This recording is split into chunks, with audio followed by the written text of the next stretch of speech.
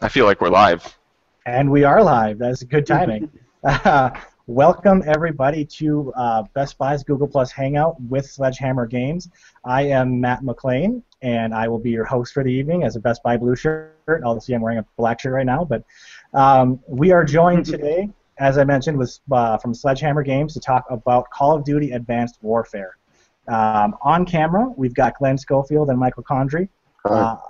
And we also have Brian Miggles and Randall Wong, who will be answering some questions through a Q&A app that you can see there as well. To kick it off, Glenn, why don't you tell us a little bit about where you are and your role with the studio? Let's see, we're in Foster City right now, and I am co-founder of Sledgehammer Games along with Michael, and game director. Awesome. Michael, why don't we kick it over to you as well and tell us a little bit about yourself and your role with Sledgehammer. Yeah, hey, thank you. It's good to be here. Yeah, Glenn and I run the studio, and that's sort of everything from the creative to getting the product done. So a lot of what we're doing right now is getting the game ready for November 3rd, and largely that sits with us kind of getting the last few bits of polish. So between the creative and the scheduling and the production and all the pieces that come together to put a game in the box for fans in November, that's what we're for. Awesome. You'll see we're joined by some other familiar faces from the gaming world. We've got Adam and Bruce from Machinima. We've got Brandon Latch, and we've got Sam and Nico from Corridor Digital. Why don't you all say hi? Hey there, guys. Hello. Focus on me, focus. All right. Well, now that we're all acquainted, let's get to the good stuff. Obviously, we're here to talk about Call of Duty Advanced Warfare, the latest game in the Call of Duty franchise, and the first with Sledgehammer Games as lead developer. Michael, can you kick it off? Tell us a little bit about the game. What makes it exciting and new? Oh yeah, hey, thanks. That's a great, fun question to start with. We call it a new era for Call of Duty. We talk about it in a new era because it's obviously we're bringing Call of Duty 50 years in the future, and so we get to focus on the advanced soldier and everything that brings. We call it a new era for Call of Duty because Sledgehammer Games is the lead studio. We've had 3 years to bring it to true next gen. So with all that together, we're putting you in the boots of a advanced soldier of the near future, and all that means for campaign and multiplayer and co-op. We're pretty excited. Yeah, I know. I'm pretty excited too. I would imagine everybody that is here is pretty excited, and we are tuning in. Glenn, could you talk a little bit about the story behind Advanced Warfare and how that came to life? Yeah, we all agreed, very early on that it would be about 50 years in the future, and that allowed us to, what we say is when we're making the game, it's about science, not science fiction. So we wanted to keep it real and relatable and believable. And it really is a story of Private Mitchell, and who starts out as a young recruit as a Marine, and we go through almost 10 years of his life. We only play Private Mitchell, and we see the twists and turns and some of the ins and outs of his life and what goes on in 10 years of war. And we wanted to make a story that's not just a military story. So we talk, there's things, there's politics, there's life, there's camaraderie, and there's pain, and there's loss.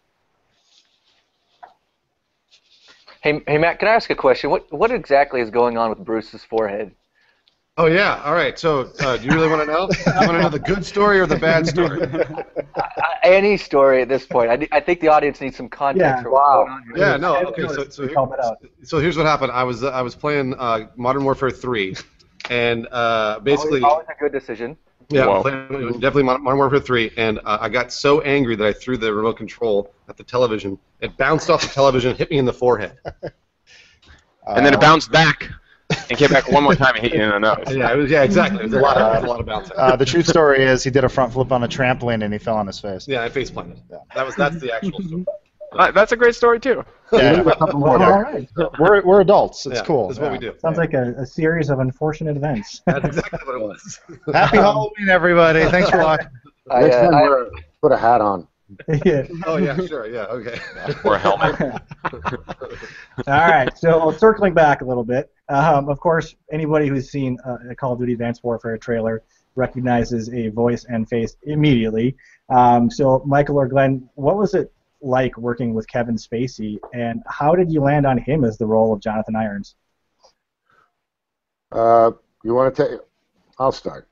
Well, working with him was a treat, right? It's a dream come true working with somebody that much talent. Seeing a guy like that, 10, 15 feet from you doing what he does best, one of the best in the world. So it's an experience that I think anybody on the set will always remember. Working, how we got to him is, when you're writing a story, and this is a story that was, written at Sledgehammer Games, you just have someone in mind, for different characters, for this guy, that guy, and for Jonathan Irons, it was always Kevin Spacey. And so when it came time to trying to, we're talking about casting, we're like, why don't we see if we can get him? And we had 2 dinners with him, and after that, he was just, we hit it off, and he wanted to do it. So, is that the way you remember him, Michael? Yeah, I mean, I think the exciting thing for us was, as Glenn mentioned, you have these actors in mind when you're creating these characters, but rarely in games do you have the chance to pull somebody of that caliber in. And, Call of Duty gives you access to a lot of fans, and he is a big fan of games, and he's a fan of, experimentation in new media. And so when he had interest in being part of this, it was amazing. Well, it's really just an exciting time for games as a whole, I imagine, just because it's kind of one of the first times that gaming has reached the same level of AAA celebrity as movies have had access to. So it's just really exciting for the industry as a whole. Yeah, I agree. I think it's a sign. It's a sign of the times. And one of the things that we've been saying is that video games should be the next medium to tell a great story. And hopefully with getting this kind of caliber talent to act in it, that we're kind of reaching that. By the way, he liked me a lot better than Michael. Most people do. All right, so let's get a bit into the figure. So, Michael, now we've seen some of the characters, and there's a lot of enhanced movements and a lot of cool weaponry.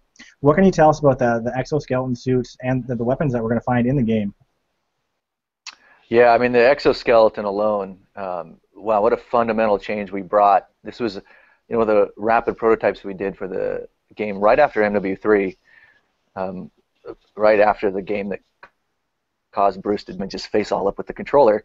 We started rapid prototyping new ways to innovate for fans and wanting to bring a whole new movement set and really offer ways for you to play. So it was 3 years ago. We talked about that a lot, long before Elysium, long before Edge of Tomorrow, long before Oblivion was showing off exos. We were using that as sort of the catalyst to bring new movement sets, and now it's the cornerstone of the whole game, from boost jump and speed and dodge and slam to the exo abilities and exo perks to all the mechanics you do in campaign. It became the heart and soul.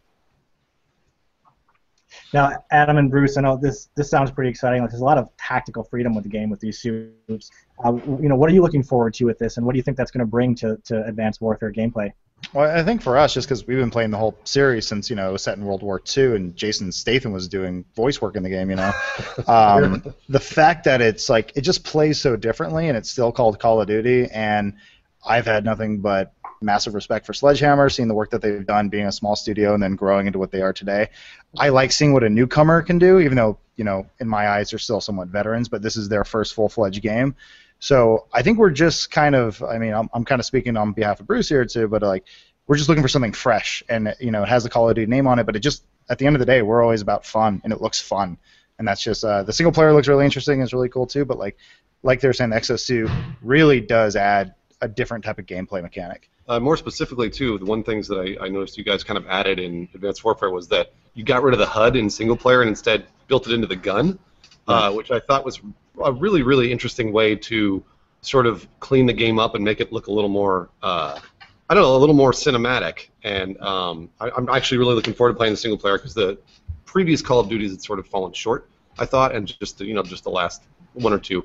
And they weren't exactly what I wanted, and this looks a little more on par with, I think, what we expect. Yeah, we did the no HUD to also, immerse you in it, as much as we could to make you feel like you were the advanced soldier, which is sort of our mantra the whole way. It's something that we started on Dead Space, and hopefully we push further. Yeah, no, it looks great. It looks great. I can't wait. Awesome. Great. Hey, so Glenn, could you tell us a little bit about the multiplayer gameplay and utilizing the Pick 13 system? Yeah, well, the first thing is that we liked what they had done on Black Ops 2, so that was the inspiration for the Pick 13, and now we've added the upgradable score streaks and customizable score streaks and the EXO abilities, which gives you a lot more customization. But the EXO itself and the boost jump and the moves are really what changed the game out in the multiplayer. But we added a lot. We added a lot of customization and changes to the movement. So I don't know where do you begin with what we added. The 3 years really was amazing. Brandon, I'm sure, what are you looking forward to with the multiplayer, the Pick 13? What's that going to bring to the game for you?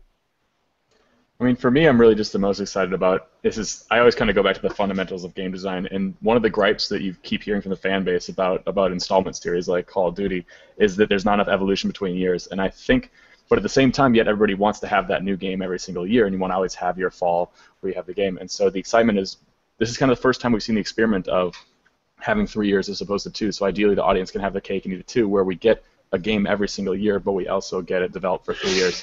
So I guess the thing I'm most curious about, because I know that it's in capable hands, and I know that if given enough time, it'll be a unique and exciting product, both on multiplayer and single player. I guess I'm curious as to whether or not you guys felt the extra year. This is kind of a weird question. The extra year, was that really added on to the beginning or the end? As in, but I'm sure it's a mixture of both. But do you find it more so that you were able to spend more time in pre-production, or more time kind of polishing and adding bells and whistles in the last stages of development? That's a good question. Michael, I would say definitely front end with pre-production, production design, and of course all the technology. Yeah, I think that's right. I mean, for us, it was a huge gift of time, really, because the next gen transition was coming, and for us that meant that we wanted to innovate for fans, right? We had to plan for this new time frame. We had to experiment and try new things in pre-production, and we had to build a new engine for PS4 and Xbox One, and I think that allowed us to be more ambitious and take bigger chances than we would have done if we'd been on a normal 2-year cycle with a hardware transition in the middle. Yeah, I mean, if I could jump in again, I mean, for example, the exoskeleton alone, once we got that, we got the design right and everything, it took close to a year to get that to work really well with the main character, with all the joints and the moves, and then to get a design that looked really well. That and all the prototyping we did a ton of prototyping and really let things incubate. Awesome. So now, Michael, I know customization, we kind of touched on it a little bit, but that's a big aspect here in Advanced Warfare. What can you tell us about options like there's the virtual firing range, there's create an operator, there's virtual lobby? What can you tell us about those customization elements? Yeah, we do talk about it as being sort of the most customizable player experience for Call of Duty in the franchise history, and I equate it to sort of like when somebody says, what's the biggest thing that you brought new to multiplayer? It's so hard to answer because it is everything from, like you say, we brought loot for the first time in the form of supply drops and all the customization that allows you for your player, right? Nearly 350 variants of weapons, thousands of pieces of character gear, all coming together in the virtual lobby that is a full customization of your player avatar, right? Pick 13 with all the changes that allow, customized score streaks, the virtual firing range, a new first where you can instantly jump in and check out how your new weapons perform before you even jump into a match. I mean, like Glenn said earlier, we brought so much to this multiplayer experience that, yeah, it really is like the most customizable experience you'll have in Call of Duty in history. Nico, I see you nodding your head a little bit here. What do you think about the customization elements within Advanced Warfare? Well, for me, like, I remember way back when the 3 came out and they announced the Forge, and you go through and just make all that kind of stuff. It gets your imagination going, and then same thing with the other games, they had this impeccable balance where you could craft these really unique classes that would let you have really unique play styles, but everything was balanced, and like it's all about finding the way to exploit the other team on the field and reacting to the situation. So, hopefully looking forward, looking at Advanced Warfare with the customization they have going on, it's going to be one of those cases where you can kind of see how the battle is shifting and see what tactics people are using and alter your character and your loadout to really let you try to do something new and inventive and like approach the game with your own style. Sam, I don't want to leave you out of the whole conversation either. So what do you think about the customization features, and what are you excited for with Call of Duty Advanced Warfare? Well, for me, honestly, I mean, the customization stuff is fantastic in a Call of Duty game, just because of, I guess my play style too, which is you're trying to find, I guess you're kind of gaming the game, trying to figure out what the best combination is to use against other players and play styles and tactics. But honestly, though, for me, like, I'm a huge sci-fi fan, and all those movies from like Elysium and like Oblivion and all that stuff, like getting a chance to have a game that like totally embraces that really cool like hard sci-fi edge is really fun, and that's really kind of like what I'm the biggest fan of, so to speak. So like everything from like knowing it's a Call of Duty game, and like there's that really just, it's like a really solid engine, really good slick gameplay, and that combined with this visual feast of awesome sci-fi elements to work with is really exciting. Great. Michael, I've heard there are some new gameplay modes within Advanced Warfare, along with some return of past fan favorites. What can you tell us about all that? Yeah, there certainly is. I'm going to steal Sam's line. I've never actually said virtual feast before, but visual feast, virtual, yeah, visual. There is a game mode feast of options in Advanced Warfare multiplayer. Yeah, we're really excited. We spent 3 years really listening to fans of the franchise, fans from MW3, which we co-developed, and throughout the last 2 years listening about what was important to continue pushing and what might have been missing from past games. And so, yeah, some return of some fan favorites like Capture the Flag and Hardpoint, which people have gotten excited about. Of course, you have the standard modes that people always gravitate towards, like Kill Confirmed and Team Deathmatch, to some brand new game modes we're bringing to the table, like Uplink, which we're pretty proud of and has really kind of gotten a lot of buzz. And it's a sort of a team objective-based mode where you're trying to take a satellite drone to your uplink center, which becomes a lot like Call of Duty and rugby come together in this team-based sort of experience. Ton of fun there. We think the competitive community is really going to enjoy that. We're bringing back War. We call it Momentum, kind of our take on War, which is exciting too. And yeah, all in, there's a dozen game modes, fan favorites, returning favorites, and a couple new ones from us. Sweet. What, Brandon? What do you have for excitement around all those gameplay modes? What are you looking forward to? Or anybody that wants to chime in.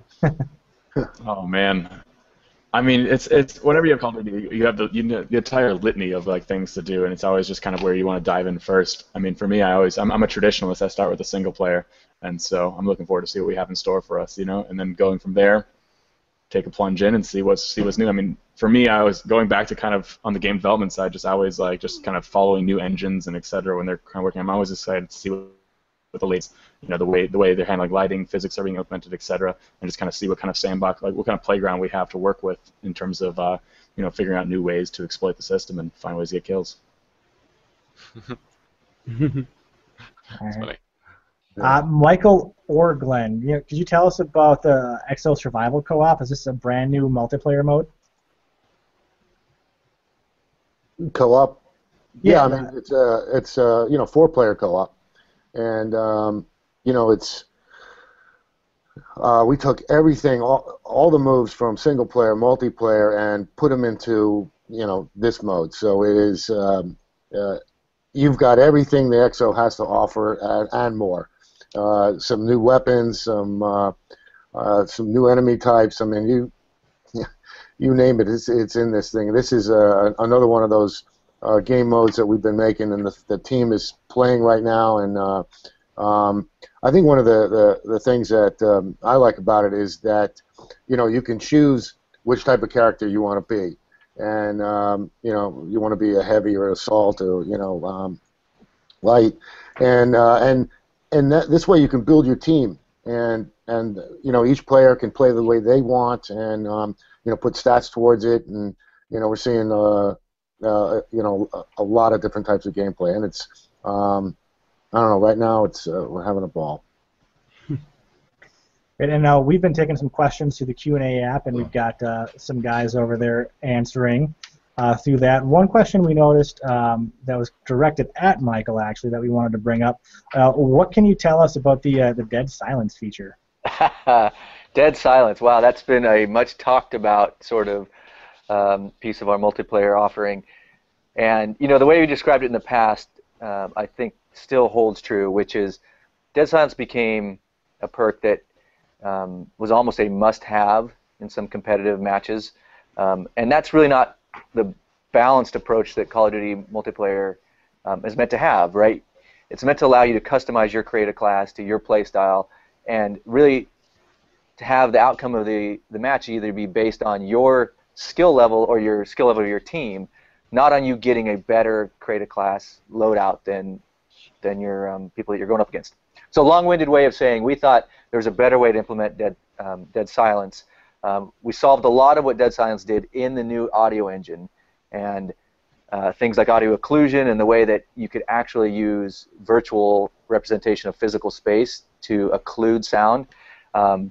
We're also bringing a brand new EXO ability called EXO Mute, which brings the dead silence functionality to multiplayer off the perk and now on your EXO.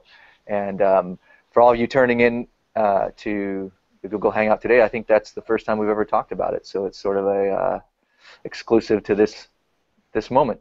Yeah. Awesome. Could you guys talk about a little more what that dead silence feature, like how that works?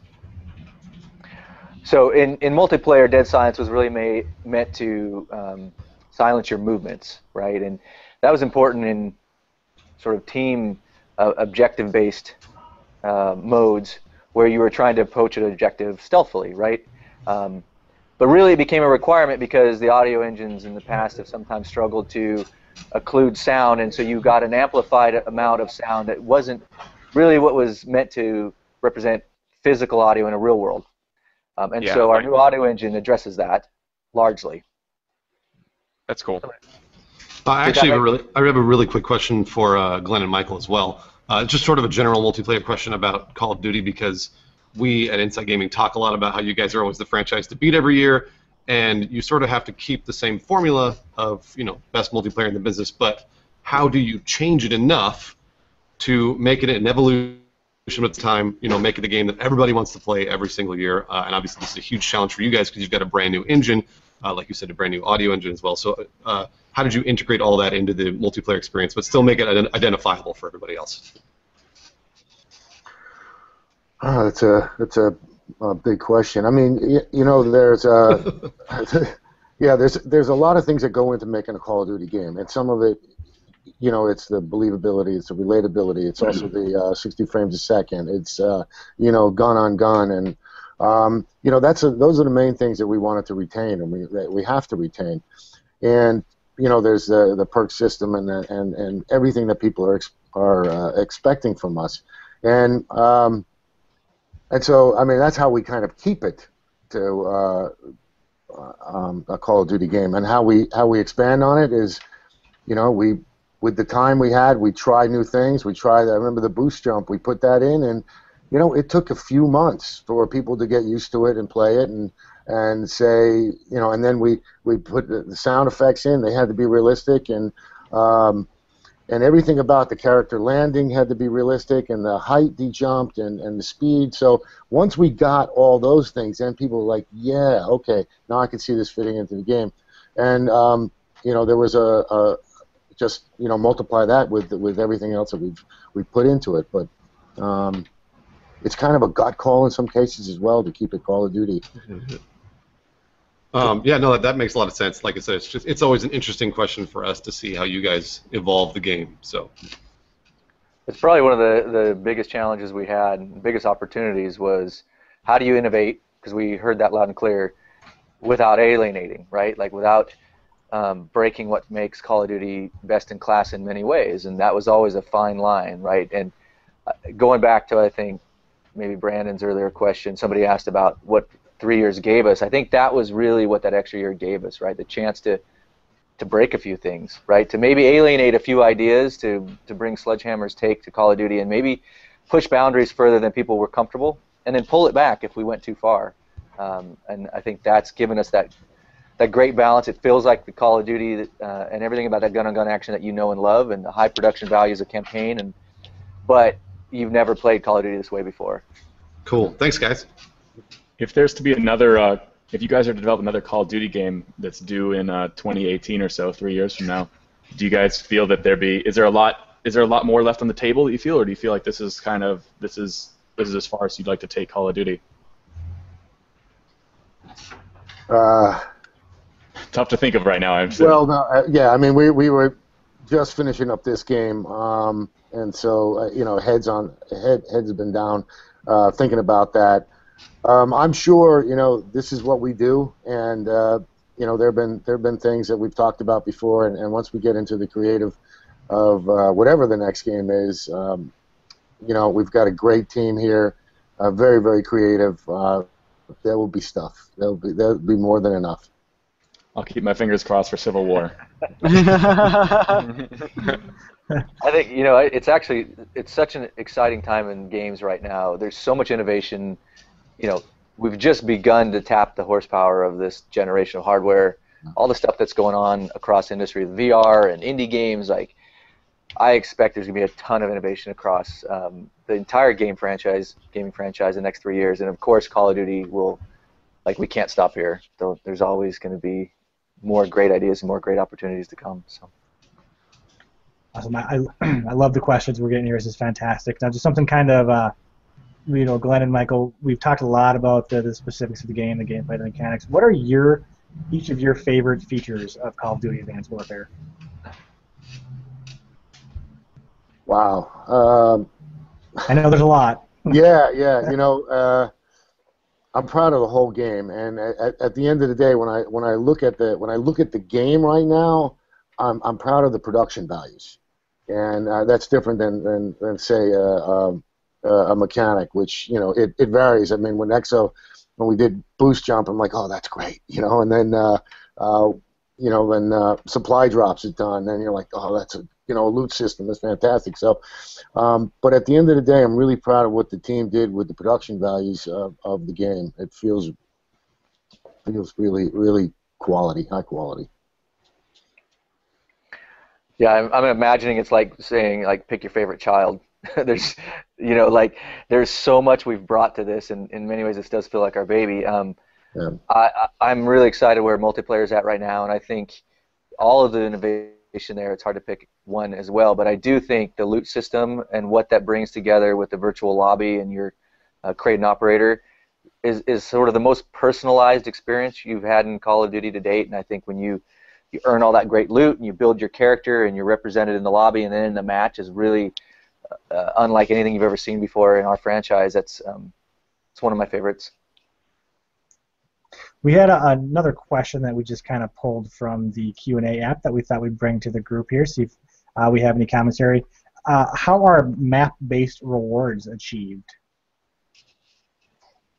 So we do have map-based score streaks in the match, and these are score streaks, so they are earned through objective points as well as kills, and you select that as part of your customized score streak options in your pick 13. Dropping stuff. All right. Well, so we're getting close to the about the 30 minutes that we kind of had slotted for this. So, of course, I don't want to leave without getting everybody's kind of final thoughts. So why don't we start kind of from one end of the screen and go to the next? Adam and Bruce, your thoughts on Call of Duty Advanced Warfare, your excitement. You know, we're not too far away from launch here, so. I mean, just coming from just jumping off what I was saying earlier, I like the fact that Sledgehammer's coming out with kind of something to prove, and I'm hoping that I'm mostly excited about the single player, seeing kind of the tech behind that, and it's kind of cool to be excited about the single player again about Call of Duty, so that's got me the most excited, and just the overall gameplay being fun. I'm just really into it, so yeah, very much looking forward to it. Oh yeah, no, I feel exactly the same way. I was just reading about the facial animation system from Avatar 2, and that got me really excited about the game. So that was really cool. Brandon, let's move to you. My Wii U can't wait for for the next installment to pop that disc in. No, I'm just kidding. All right, well. Sam and Nico, we'll get your final thoughts here. Well, I'm just really looking forward to getting to see Call of Duty, kind of brought into the next gen. Especially with the new engine and the more development time. Like that's honestly what I'm really excited for.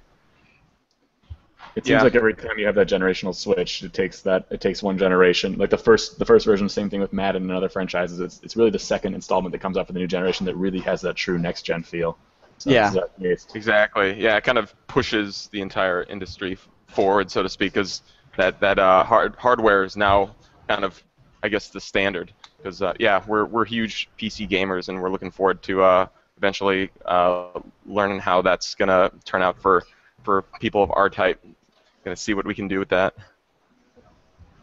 Great. Well, I want to thank everybody for joining us today. I hope the viewers that tuned in got some great information and are really excited. We got kind of the final words from most of you, so we'll leave it with Glenn and Michael for final thoughts to leave our viewers with. Well, thanks for that. Final thoughts. One, we couldn't be more excited to share with fans. I mean, this is why we do it, right? Is to have a passionate community of fans who are excited about the games we make, and so we can't wait to play in November. And with that, I know some of the Sledgehammer team is tuning in as well, and I just, as always, want to thank them for everything they've done, because this is really, Glenn and I are just fortunate to speak on their behalf of the hard work and passion and dedication they've put in over the last 3 years. Wow, that was very articulate, Michael. Wish you'd say that in a team meeting. Uh-oh, I just do something there? I echo Michael's sentiments. The hats off to the team. I mean, this has been a big 3-year development, and they have thrown everything at it. Their hard work, their passion, the amount of creativity that went into a game like this, and as well as the technology. I want to thank everybody associated with it, and as Michael said, this is why we do it, really. We've been in the industry long enough to know that it's about the fans. We listen to the fans, we listen to everyone on the making of this game, and I just look forward to November 3rd and hope that everybody likes what we created. So thanks for having us. Absolutely, and I know I'm excited. We're all excited, and like you said, November 3rd, Day Zero edition of Call of Duty Advanced Warfare. Make sure you head over to bestbuy.com/Call of Duty to pre-order to ensure you get your Day Zero edition. And also attend their midnight openings, so you can play 24 hours early. And also pre-orders from My Best Buy members get $10 in reward certificates just for pre-order purchasing. So what do you have to lose, right? It's going to be a great game. Head on over, pre-order now. Thank you all for joining, and I'm looking forward to November 3rd. Thank you. Cool. Thanks again. Thanks for having us. Thanks, guys. Thanks, guys. See you guys. So long. Thanks, guys. Bye.